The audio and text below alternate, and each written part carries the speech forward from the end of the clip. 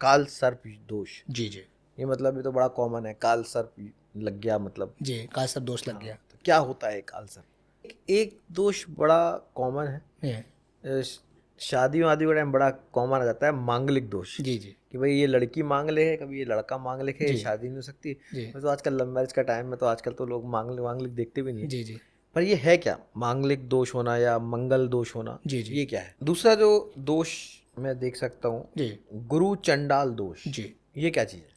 देखिए, गुरु चंडाल दोष जब भी आपकी कुंडली में गुरु और राहु आपकी कुंडली में एक साथ किसी भी भाव में जाके विराजमान होंगे तो गुरु चंडाल दोष बनेगा। अगला जो मेरे पास दोष है वो है पितृदोष। जी जनरली कहते हैं कि जब आपके माता पिता का देहांत हो जाता है, जी तो वो जो आपका साल में श्राद्ध का जो मास आता है, महीना जी आता है, उस समय पानी चढ़ाया जाता है। जी हम सनातनों में कहते हैं कि भाई 2 साल पानी दो, उसके बाद फिर आप गया जाके पूर्ण निवारण करके जी आओ। जी और जो नहीं करते हैं, कहते हैं इनको पितृदोष लग जाता है। जी जो आपके माता पिता हैं वो उन श्राद्ध के महीनों में आपके पास एक्सपेक्ट करते हैं कि आप उनको पानी देंगे, उनको कुछ खाने के लिए देंगे, जी और जब आप नहीं देते हैं तो आपको एक दोष लग जाता है। जी। तो इनमें कितनी सच्चाई है और क्या है ये पितृदोष? तो मैं अलग अलग दोषों के आपसे नाम जी बोलूँगा, जी जी आप बताइएगा कि दोष क्या है बिल्कुल। और इनको निवारण का तरीका क्या है। ठीक है ठीक है। जिसमें पहला दोष अगर मैं पढ़ूँ तो ये है आपका काल सर्प दोष। जी जी ये मतलब ये तो बड़ा कॉमन है, काल सर्प लग गया मतलब। जी, काल सर्प दोष लग हाँ, गया। तो क्या होता है काल सर्प?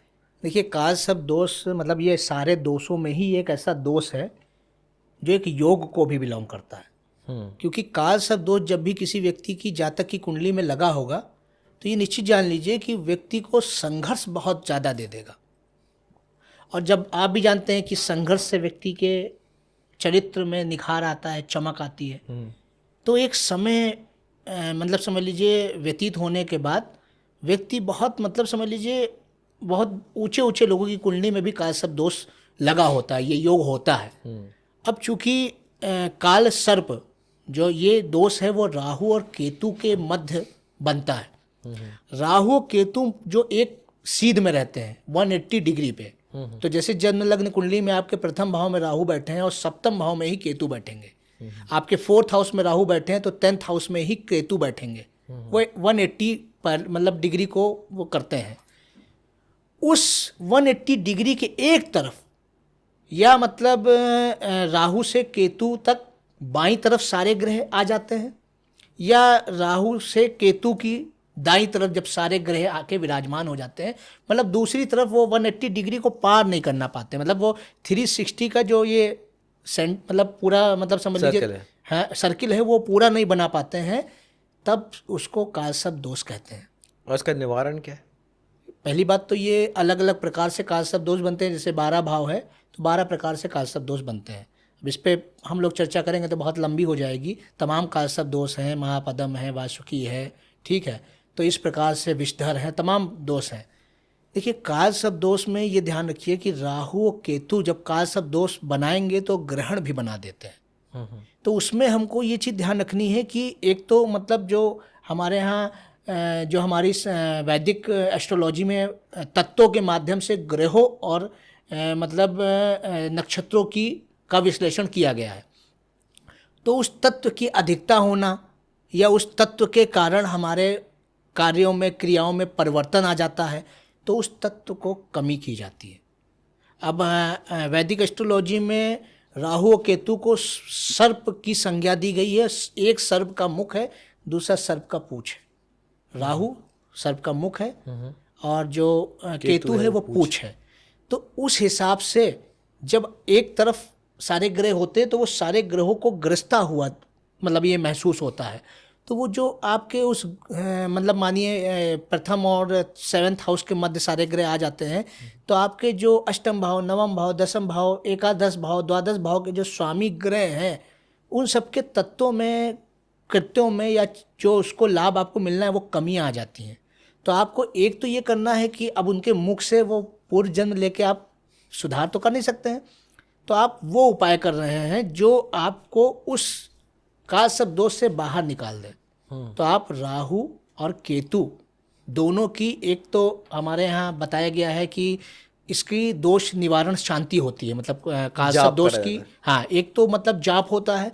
दूसरा ये माना गया है कि तमाम मतलब जो एस्ट्रोलॉजिकल ट्रीटमेंट होते हैं उसमें से एक ये भी है कि हम ये मान के चलिए अपने शरीर के बराबर एक सर्प बनाएं, और जो रत्न राहु का होता है, जो रत्न केतु का होता है, उसको उसके मुख पे, मतलब राहु के स्थान पे गोमेद, अब सुना होगा आप नाम, ठीक है, गोमेद को और लहसुनिया को उसकी पूंछ पे हम लगवा के उसको उसकी ऊर्जा में परिवर्तित करके जो नेगेटिव इम्पैक्ट है, नेगेटिव ऊर्जा है, उसको किसी नदी, जो भाई सब पाप धो देती है तो दोष क्या नहीं धो देगी। पाप धोने का मतलब ये नहीं है कि वो पाप धोने का मतलब ये कह दिया कि आपने पाप किया और आप गंगा में नहाए धो गए। वो नेगेटिव एनर्जी आपकी बर्न कर रही है, उसमें ऐसे तत्व हैं, ऐसी ब्लेसिंग है देवों की, उसमें मतलब आशीर्वाद है भगवान शिव की पे, मतलब ने अपने मस्तक पे उनको धारण किया है, उसकी ऊर्जा उनमें व्याप्त है। ये सारी चीज़ें बहुत रहस्यमयी है, बहुत गहन है, बहुत गूढ़ है। इनको हमको जब समझेंगे, इसमें सबसे ज़्यादा हमारे लिए महत्वपूर्ण है बिलीव, विश्वास। हम इस विश्वास के साथ जब ये क्रियाएं करवाएंगे तब ये मान के चलिए इन दोषों की शांति हो जाएगी। जैसे अभी वर्तमान में सावन मास चल रहा है, जिनके भी कालसर्प दोष है वो ये उपाय कर सकते हैं। आप 11 नागिन ले लीजिए, और वो अपने एक भावना के साथ कि ये जो नेगेटिविटी है जो मेरे नाग और काम नागे नहीं, मतलब क्या? नाग नागिन सर्प तांबे के, तांबे के बनवा लीजिए, चांदी के बनवा लीजिए, जो आपकी अवस्था हो, स्थिति हो, आर्थिक अवस्था हो, उसके आधार पे, और उसको आप अपनी नाभि से, क्योंकि नाभि हमारा केंद्र बिंदु है और मस्तक समझ लिए पूर्ण है, तो वो जो है हम उससे स्पर्श करके करा के नाभि से और मस्तक पे स्पर्श कराएं, और उसको क्लॉकवाइज, मतलब समझ लीजिए हमको एंटी क्लॉकवाइज घुमानी है। एंटी क्लॉकवाइज ही क्लॉकवाइज? एंटी क्लॉकवाइज मतलब उतार रहे हैं। अच्छा। क्लॉकवाइज मतलब चढ़ा रहे हैं किसी मतलब चीज यहाँ को। टच किया, फिर यहाँ टच किया, फिर anti clockwise. Anti clockwise 7 time आपको सर उतारना पे से। है। हाँ, और महामृत्युंजय मंत्र, जिसको में सर्वाधिक एनर्जी है, उस मंत्र के साथ आप अपने दोष की उतारने की, मतलब दोष समाप्ति की प्रार्थना भगवान शिव के मंदिर में जाके भगवान शिव से कर दीजिए। अगर मैं एक बार फिर से रिपीट करूँ, आपने कहा 21 था, 21 सर बनाने हैं। 11 सर बनाए। हर सर को पहले यहाँ टच किया, यहाँ टच मस्तिष्क में किया, और एंटी फिर क्लॉकवाइज उतारा, घुमाया, और उसको महामृत्युंजय मंत्र पढ़ते हुए राहु का मंत्र, बीज मंत्र और केतु का, ओम रांग राहुवे नमः, ओम किंग केतुवे नमः। आप लोगों गूगल इंटरनेट से वगैरह निकाल सकते हैं, आपको पता हो तो आप कर सकते तो हैं। महामृत्युंजय जाप करा, महामृत्युंजय जाप उसको भगवान शिव पे अर्पित कर दिया। वो भाई जब मंदिर में उन्होंने चढ़ा। हलाहल विष का तो पान कर ऐसे लिया, ऐसे करके आपने 11 बार ये वहीं किया। आप ऐसा भी कर सकते हैं, मतलब कि एक बार घर में सारे कर लिए 11, फिर एक साइड नहीं इकट्ठे वहां करके पर फिर। कर लीजिए मंदिर में, देखने में क्या भाई, आपका तो लाभ हो रहा है, ट्रीटमेंट आप डॉक्टर के यहाँ ले रहे हैं, तो वो कर लीजिए बिलीव, कुछ समय के लिए बिलीव करिए। अगर फायदा नहीं हो रहा है तब आप कुछ कहिए। आप जिस चीज को, जिस सब्जेक्ट पे इन्वॉल्व नहीं होंगे, आपने उसको जाना नहीं, उसको समझा नहीं, आप कह देंगे आप भाई कमरे में मतलब समझ लीजिए अंधेरा है, और जब तक आप दीपक नहीं जलाएंगे तब तक दीपक का महत्व आपको पता ही नहीं चलेगा। आपने दीपक जलाई, रोशनी हो गई, अब लोग तो ये कहेंगे अरे नहीं वो तो रोशनी तो होनी ही थी। समझ गए ना? तो ये जो उपाय है ये सारी राशियों पे काम हाँ, करता है? काल शब्द दोष, चूंकि देखिए हम यहाँ पे ऊर्जा के मूल स्रोत, परम स्रोत से कनेक्ट हो रहे हैं। भगवान शिव खुद ही गले में वासुकी सर्प को धारण किए हुए हैं, ठीक है, हलाहल विश्व को वो धारण किए हुए हैं, तो वो आपके भी सारे दोष, बस आप सच्ची श्रद्धा और पूरे विश्वास से, पूरे मनोयोग से ये जो भी रेमेडीज कीजिए, उपाय कीजिए, वो कीजिए। और बाकी भाई आपको कोई अच्छा पुरोहित, कोई ऐसा मतलब एस्ट्रोलॉजर मिल रहा है जो अन्य विधियों से भी कराया जाता है, लेकिन ये एक सामान्य विधि है, लाभकारी है, और इससे लाभ होता है। बहुत तमाम ऐसे लोग हैं जिनको बहुत इसके मतलब समझ लीजिए कम समय में इसके रिजल्ट मिले, अच्छे रिजल्ट मिले हैं, और कालसर्प दोष की शांति हुई है। और तो ये मतलब एक बार करना है बस? हाँ, ये करते रहिए, मतलब आपको लगे कि हमारी चीज़ें ठीक होने लगी हैं। साल में 1-2 बार कर लिया। देखिए कालसर्प दोष में ये होता है ना कि बहुत लोगों के काम बनते नहीं, उसको एक ग्रहण की संज्ञा दी गई है।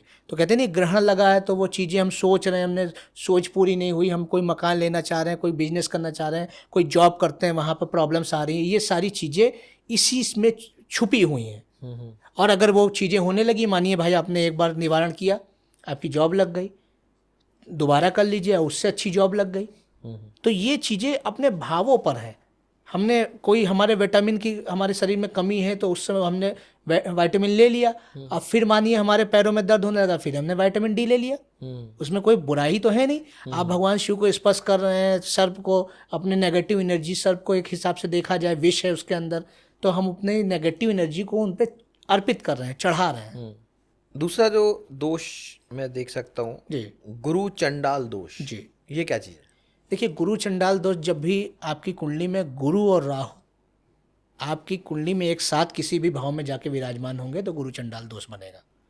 अब इस दोष में ये होता है कि एक तो राहु है, उथल पुथल मचाता है, और गुरु है ज्ञान के स्वामी, वो एक जगह आसीन होके, वो कहते नहीं जंगल में मंगल करते हैं भाई, वो जंगल में बैठ के ज्ञान दे रहे हैं, लोग आ रहे हैं, सुन रहे हैं, समझ रहे हैं। और एक है मतलब उसको मतलब एक जगह ठहराओ, वो पसंद नहीं है, तो वो विपरीत अवस्थाएं बन जाती है।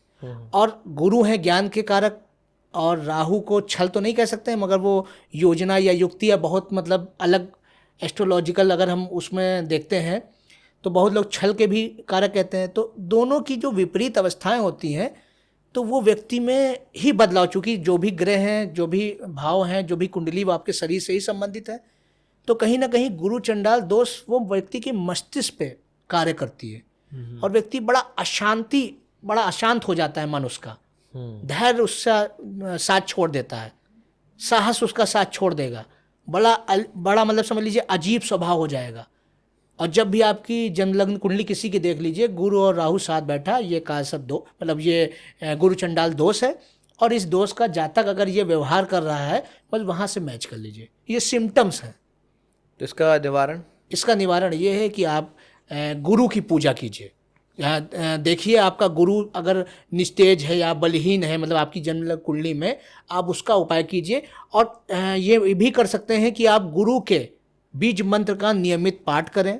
आप हर बृहस्पतिवार कोशिश कीजिए, भगवान जो है क्या बोलते हैं, मतलब राम के मंदिर में या विष्णु भगवान के मंदिर में जाके चने की दाल, हल्दी उन पे अर्पित करें, उनके दर्शन करें।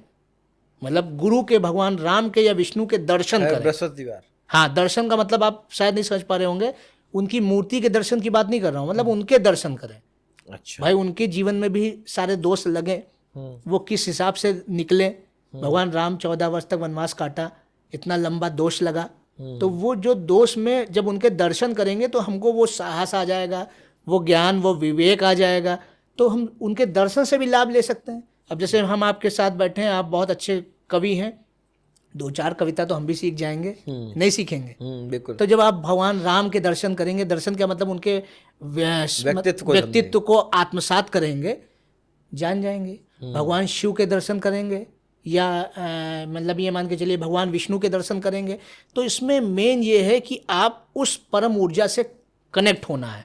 और ऐसे आप हल्दी, और ये मान के चलिए उसमें भी यही है, हल्दी अपने मतलब समझ लीजिए एक जल, उसमें पात्र में, तांबे के लोटे में हल्दी और चने की दाल, जहाँ पे भगवान शिव के आप देखते होंगे कि बहुत जगह मंदिर ऐसे हैं जहाँ पे सर्प भी हैं, वहाँ पे अगर आप हल्दी मिला हुआ जलाभिषेक करते हैं तब भी आपका ये जो गुरु चंडाल दोष है ये कम हो जाता है। अच्छा। और ये आपके तुरंत आपके मतलब समझ लीजिए मानसिक स्थिति आपकी चेंज हो जाएगी। कोई भी रेमेडी आप करते हैं तो परिवर्तन तुरंत दिखेगा, अगर आपके सही भावों से की गई है, सही विधि से, सही पद्धति से की गई है। बाकी हमारी मतलब ये मान के चलिए कि वैदिक विधि में इसके लिए निवारण मतलब समझ लीजिए विस्तृत तरीके से भी बताए गए हैं, लेकिन अगर हम नहीं कर पाने में सक्षम है तो ये हम छोटी छोटी तरीके से रेमेडीज करके छोटे छोटे लाभ प्राप्त कर सकते हैं। अगर आपको पूरी तरीके से करना है तो आप, बहुत से लोग होते हैं कि भाई उन्होंने इसका अनुष्ठान कराया, उपाय कराया, तो वो भी समझ लीजिए विस्तृत लाभ उसको उससे प्राप्त होता है आपको। ये आपके एक दोष बड़ा कॉमन है, शादियों आदि का टाइम बड़ा कॉमन आ जाता है, मांगलिक दोष। जी जी। कि भाई ये लड़की मांग ले है, कभी ये लड़का मांग ले है, शादी नहीं हो सकती। तो आजकल लव मैरिज का टाइम है, तो आजकल तो लोग मांगलिक देखते भी नहीं। जी जी। पर ये है क्या, मांगलिक दोष होना या मंगल दोष होना? जी जी। ये क्या है? देखिए, मांगलिक दोष जब आपकी जन्म लग्न कुंडली में मंगल आपके 1st house, 4th house, 7th house, 8th house या 12th हाउस में जाके विराजमान होंगे, तब आपकी कुंडली मांगलिक कहलाएगी। और ये मांगलिक दोष कह लें या मतलब समझ लीजिए उसको किसी भी अगर स्थिति में आप उसको डेफिनेशन उसकी देते हैं तो वो कहीं ना कहीं जब तक कि मांगलिक व्यक्ति रहेगा इसके दोष का उपारण नहीं कराएगा तो चूंकि मंगल साहस देते हैं और व्यक्ति मांगलिक है तो वो दुस्साहसी हो जाता है। दुस्साहस, अब मानिए आपने जिस जातक से आपने विवाह किया तो चूंकि ये बहुत बहुत भ्रांति है, आदमी पुराने ज़माने में लोग ये तो जानेंगे नहीं कि मैंने दर्शन के लिए बताया था तो वो जाके मंदिर में माथा टेक के चले आए, उनका दर्शन नहीं किया, उनको समझा नहीं, तो उन्होंने बहुत ज़्यादा इसको मतलब ब्रीफ कर दिया कि अगर लड़का मांगलिक होगा लड़की नॉन मांगलिक होगी तो मृत्यु हो जाएगी या चीज़ें हो जाएंगी। वास्तव ये है कि बहुत उसकी विचारधारा मैच नहीं करती, क्योंकि एक दुस्साहसी है और एक शांत स्वभाव का है तो मैच नहीं हो रहा है। या तो वो कहते नहीं नेगेटिव नेगेटिव पॉजिटिव हो जाता है।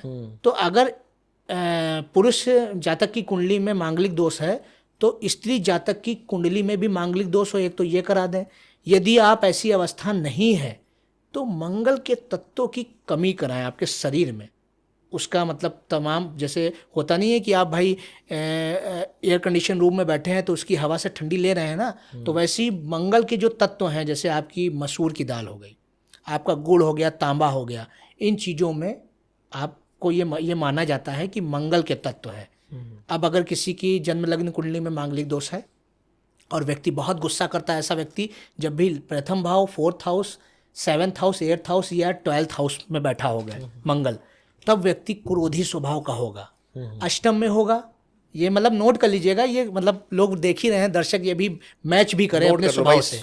सेव कर लो, वीडियो सेव करिए, ठीक है, और शेयर भी कर दीजिए। जो बहुत क्रोध करता हो वो जान जाएंगे कि मेरे मांगलिक दोष है कि नहीं है। अब जैसे 8वें भाव में मंगल बैठा है तो आप देखेंगे कि उसकी जिसके बैठा है उसकी ससुराल पक्ष से नहीं बनती है। द्वादश भाव में मंगल बैठा है तो देखेंगे कि शयन कक्ष, मतलब द्वादश भाव को शयन कक्ष भी कहा गया है, और व्यय का भाव, तो देखेंगे दोनों चीज़ों में उसकी बहुत कमियां हैं। वो मतलब जैसे ही शयन कक्ष में जाएगा, छोटी सी बात, सब कुछ दिन में शांति चली, वो छोटी सी बात निकल आई, पूरी रात वो जगते हुए या झगड़ते हुए चली गई।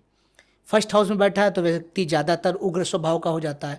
4th हाउस में बैठेगा तो मात्र भूमि, मात्र भाव, या जो मतलब भूमि, भवन, वाहन संबंधी भाव है 4th हाउस, और वहाँ से वो चौथी दृष्टि से 7th भाव मतलब पति भाव या पत्नी भाव को देखता है, जो रिलेशन का भाव है, वहाँ पर भी दिक्कतें आ जाती हैं। तो ये अलग अलग भाव के अलग अलग रिजल्ट हैं, लेकिन है वो मांगलिक ही। 1st, 4th, 7th, 8th और 12th हाउस में जब भी मंगल पड़ेगा। तो निवारण का ये है कि वो लाल हाँ, निवारण मैं बता देता हूँ पूरे, मतलब पिक्चरों में देखा मैंने, कुत्ते से शादी करा देते हैं। देखिए ये सब चीज़ें ये है ना कि वो सोचा कि इनसे एनर्जी इनके ऊपर चली गई, वो टोटका हो गया। मैं टोटका नहीं बताऊंगा, वो टोटका पे बहुत ज़्यादा वो नहीं रखता हूँ।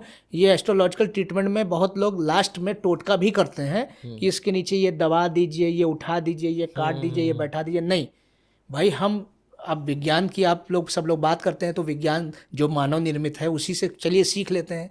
जब आप किसी एनर्जी से गुजर रहे हैं तो वो बैड एनर्जी है तो वो आपको कहीं ना कहीं समझ लीजिए वो करेगी, गुड एनर्जी है तो हील करेगी आपको।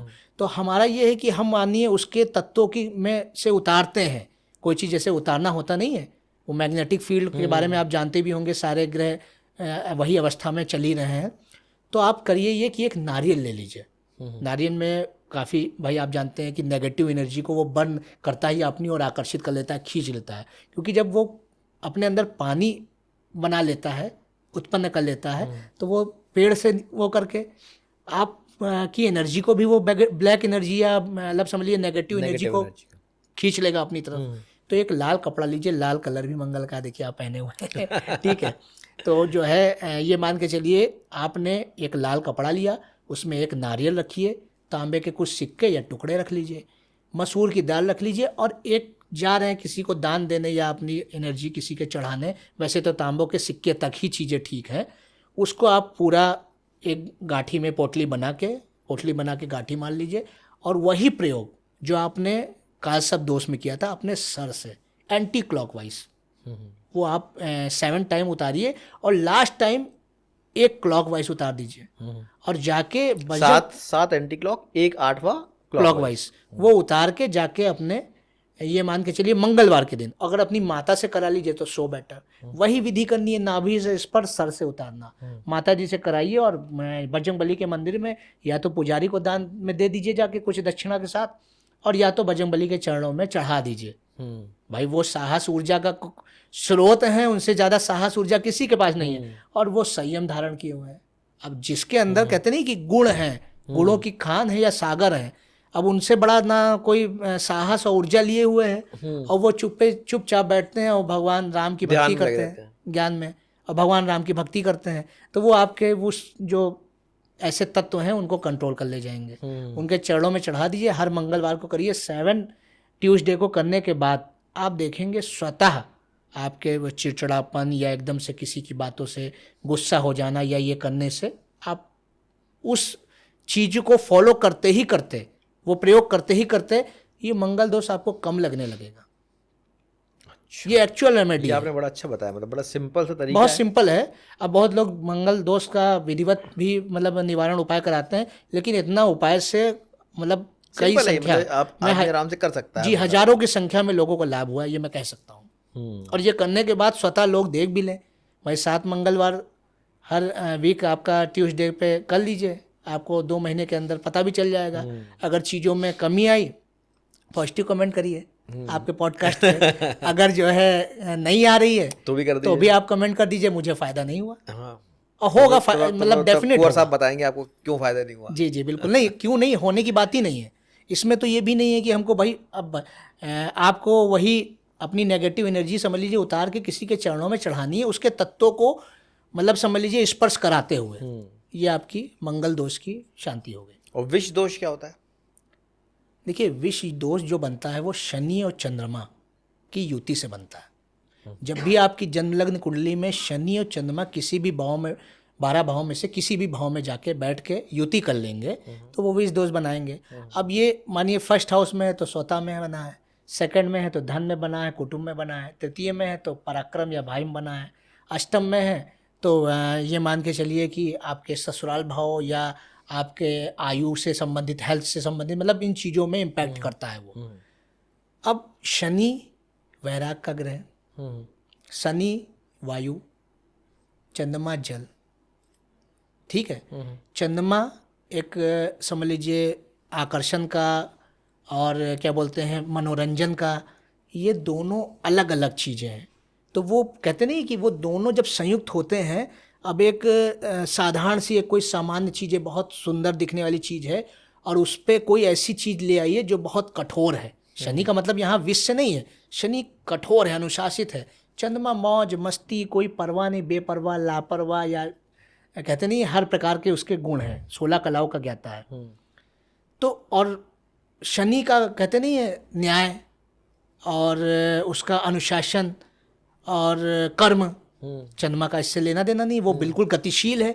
शनि एक राशि में 2.5 वर्ष तक रहता है, चंद्रमा 2 दिन तो 2.25 दिन। तो ये जो दोनों में डिफरेंस है, जब दोनों एक साथ किसी मतलब भाव में युति करते हैं तो विष दोष बन जाता है। ऐसा व्यक्ति में नकारात्मक एनर्जी, नकारात्मक भावना आ जाती है, व्याप्त हो जाती है। बहुत मतलब नेगेटिव जाना या बहुत ज़्यादा ओवर थिंकिंग, नेगेटिव थिंकिंग, ये चीज़ें आती हैं। एंजाइटी, डिप्रेशन, ये जब भी आपकी जन्मलग्न कुंडली में विष दोष बनेगा तो ये चीज़ें होती हैं। अब इसमें हमको करना क्या चाहिए, उपाय भी मैं आपको बताता हूँ। विष दोष किन ग्रहों से बन रहा है उनको देखिए, जैसे शनि और चंद्रमा से बन ही रहा है, उसी से बनता ही है। अब आप जाइए भगवान शिव के मंदिर में, सावन चल ही रहा है, आप ये ध्यान कर लीजिए कि बहुत सारे दोष भगवान शिव की आराधना से, उनकी पूजा से, उनके दर्शन से, चंद्रमा भी है और चंद्रमा भी है और शनि, भाई उनके शनि खुद ही मतलब ये मान के चलिए कि भगवान शिव के जो है वो हैं शिष्य कह लीजिए, और शनि के भगवान शिव आराध्य हैं। तो आप ये मान के चलिए कि जब भी उनके मंदिर में जाइए आप, तो शनि के तत्व, जैसे तिल ले लिया, काला कपड़ा ले लिया, अब लोहा तो आप चढ़ाने नहीं लगेंगे, तिल सबसे ज़्यादा, सरसों का तेल, हाँ सरसों का तेल ले लिया, या आप ऐसा करिए कि वो काले तिल ही ले लीजिए, और चंद्रमा दूध दोनों को मिश्रित कर लीजिए, भगवान शिव के मंदिर में जाइए, उनकी लाट पे आप शिवलिंग पे ओम सोम सोमाय नमः, ओम सं शनिश्चराय नमः, दोनों का जाप कीजिए। भगवान शिव के चरणों में अपने नकारात्मक दोष, अपने विष दोष को अर्पित कर दीजिए। ये आप करके देखिए। चाहिए तो आप 43 डेज तक लगातार कर लीजिए, अदरवाइज आप मंडे और सैटरडे कर लीजिए। आप देखिए स्वतः आपकी नेगेटिव एनर्जी, मतलब आपको सुकून मिल जाएगा। जो व्यक्ति कहीं किसी समारोह में, किसी फंक्शन में बैठा है, उदास बैठा है, वो उदासी खत्म हो जाएगी। ये चीज़ें जब आप करेंगे श्रद्धा से, विश्वास से, और ये नहीं कि आप गिन रहे हैं कि 7 हुई, खत्म तो नहीं हुआ अभी, तो वो चीज़ें आप करिए स्वतः। आप पूरे विश्वास के साथ जब करेंगे, आप एक ये मान के चलिए एक डिग्री लेते हैं भाई, ग्रेजुएशन की या पोस्ट ग्रेजुएट करते हैं, तो उसमें एक विषय को पढ़ने में आप एक डिग्री लेने में 3 वर्ष लगा देते हैं, और तब तो विश्वास रखते हैं ना कि हम पास हो जाएंगे या हम मतलब अच्छे परसेंटेज लाएंगे। आप पास हो जाते हैं, उसमें जरा से कमी करते हैं तो 3 वर्ष की यात्रा 1 मिनट में खत्म हो जाती है। तो यहाँ पर विश्वास मस्ट है।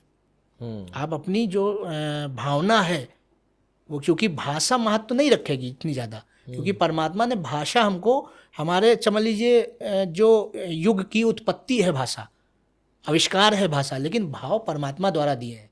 आप भी जब रोएंगे, आप भी जब उदास होंगे तो वैसे दिखेंगे जैसा एक पशु दिखता है। आप भी जब खुश होंगे तो ऐसा महसूस हो जाएगा कि जैसे पशु खुश होता है, आप भी खुश होते हैं। या किसी भी जाति, धर्म, संप्रदाय जैसा की बात होती है, उसके भी लोग वैसे ही खुश होंगे।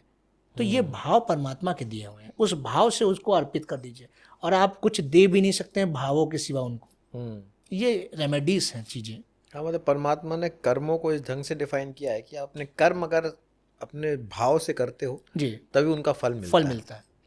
अगला जो मेरे पास दोष है वो है पितृदोष। जी जनरली कहते हैं कि जब आपके माता पिता का देहांत हो जाता है जी, तो वो जो आपका साल में श्राद्ध का जो मास आता है, महीना आता है, उस समय पानी चढ़ाया जाता है। जी हम सनातनों में कहते हैं कि भाई 2 साल पानी दो, उसके बाद फिर आप गया जाके पूर्ण निवारण करके आओ।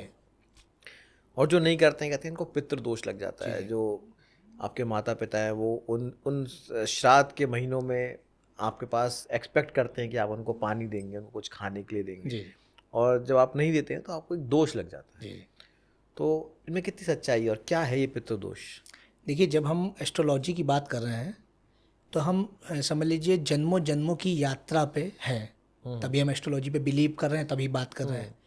और पितर हमारे क्या हैं भाई? हमारे जो कुल है हमारा, जो उसके जो पूर्वज हमारे रहे हैं, वही हमारे पितर हैं। और वो हमारे समझ लीजिए माता हैं, पिता हैं, हमारे बाबा हैं, दादी हैं, ठीक है। तो जैसे कि दादी, बाबा दादी हो गई हमारी, मतलब चंद्रमा से रिलेटेड, और पिता हो गए या माता हो गई हमारी चंद्रमा से रिलेटेड, पिता हो गए हमारे सूर्य। भाई सूर्य जो है पितृ कारक है, पिता का कारक कहा गया है, चंद्रमा माता कारक कहा गया है, और शनि को दादा या बाबा की संज्ञा दी गई। तो ये समझ लीजिए एक सिम्टम्स है, मतलब एस्ट्रोलॉजी के माध्यम से ये बता दिया गया कि अगर आपके सूर्य, चंद्र और शनि के साथ राहु या केतु बैठे हैं, राहु केतु मतलब बताया गया है कि एक नेगेटिव प्लैनेट, ठीक है, या मतलब वो सब कुछ दर्शित कर रहे हैं, का सब दोष भी बना रहे हैं, ग्रहण भी बना रहे हैं, पित्त दोष भी बना रहे हैं, तमाम सारे चीज़ें वो कर रहे हैं। अभी जितने भी दोष बात हुई तो राहु केतु के बाद पे, मतलब उस पे ही हम लोग बात कर रहे हैं। तो जब इनके साथ चंद्रमा, सूर्य, शनि के साथ, या ये अकेले चंद्रमा के साथ, अकेले सूर्य या अकेले शनि के साथ ये राहु केतु किसी भी भाव में विराजमान होंगे तो ये दोष बनता है। अब आप अपने पितरों को प्रसन्न कर लीजिए, माता की सेवा कर लीजिए, पिता की सेवा कर लीजिए, बाबा अब नहीं है, रह गए हैं तो उनसे क्षमा मांग लीजिए। आप जब ये पितर का समय आए तो उस समय उनको मतलब हाथ जोड़ के प्रणाम कर लीजिए, या उनको लेके कोई यज्ञ कर लीजिए। नहीं यज्ञ करने के लिए आपके पास अवस्था है तो यज्ञ ऐसे भी हो सकता है कि उनको किसी रूप में मान के आप, भूत यज्ञ बोलते हैं, पितृ यज्ञ इसी को बोलते हैं, कि आप चींटी है, कौवा है, श्वान है मतलब कुत्ता है, कोई पशु है, किसी को भी आप भोजन करा दीजिए। हो सकता है पूर्व जन्म में आप ना करा पाए हो, इसी जन्म में ना करा पाए हो, जन्मों जन्मों की यात्राओं पे बातचीत हो रही है हमारी आपकी, तो वो चीज़ें आप उनको तृप्त कर दीजिए। भोजन से भी तृप्त होता है आदमी, व्यवहार से सम्मान से तृप्त होता है। आपको कोई पशु कोई दिखे, आप थोड़ा सा स्नेह कोई थोड़ा सा दे दीजिए, ये तो डायरेक्ट रेमेडी हो गई, ये तुरंत भी की जा सकती है। और उसी के साथ अगर हम मतलब इसी को एस्ट्रोलॉजिकल ट्रीटमेंट की तरफ लेके जाएं तो उसमें भी जैसे हम भगवान शिव से कनेक्ट होके इसी प्रकार से पितृदोष का जो है उसी के तत्व का उन पे समर्पित करके हम लाभ ले सकते हैं। या हम मतलब अपने घर से परिवार से लोग कहते हैं कि कुछ धन लेके उससे कुछ खरीदा जाए। जैसे मानिए किसी आपके ऊपर पितृदोष लगा है तो आप अपने परिवार से कुछ धन एकत्रित कर लीजिए, 1-1, 2-2, 5-5 रुपये ले लीजिए और अपना ज़्यादा लगा दीजिए और उससे कुछ भोग बना लीजिए, मंगा लीजिए और वो आप पितरों को मतलब कौवे को खिला दीजिए, जो मतलब अन्य जो कौवे, गाय और कुत्ते गाय कुत्ते को, चींटी को, ठीक है, इनको खिला दीजिए। तो ये पित्त जो दोष से आपको मुक्ति मिलेगी। और पित्त दोष का मतलब ये चीज़ें हैं कि मतलब कोई ऐसे समय या कुछ आप जानते नहीं हैं कि कब कोई नुकसान हो जाता है, कब कोई काम बनते बनते बिगड़ जाता है। ये भी लक्षण हो रहे हैं, इसको करिए, फिर आप देखिए कि आपको लाभ हुआ कि नहीं हुआ, वो लक्षण खत्म हुए कि नहीं हुए। भाई एक बार आपने कोई चीज़ डायग्नोस कराई, फिर उसके बाद उसका ट्रीटमेंट लिया, फिर डायग्नोस कराइए, तो वो आपने जीवन में आप चीज़ों को करिए तभी आप जान पाएंगे। बिल्कुल सही ये कहा पित्त दोष का निवारण हो गया।